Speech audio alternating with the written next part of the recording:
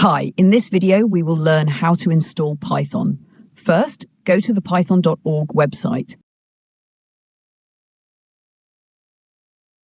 From the Downloads section, download the latest version of Python. Here, I am using Python 3.44.2. After the download is complete, open the setup file. In the installation window, you will see some options. Before doing anything else, tick these two checkboxes. Add Python to path. Install launcher for all users or admin privileges. Now click on Customize Installation. On the next screen, keep the default options selected and click Next.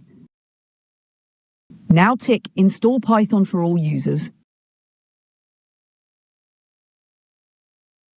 Choose your desired installation location and click Install.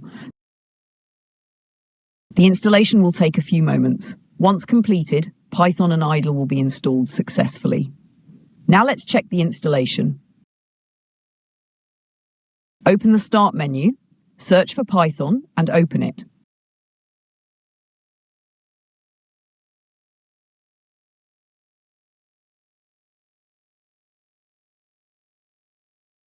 Then search for idle and open it as well.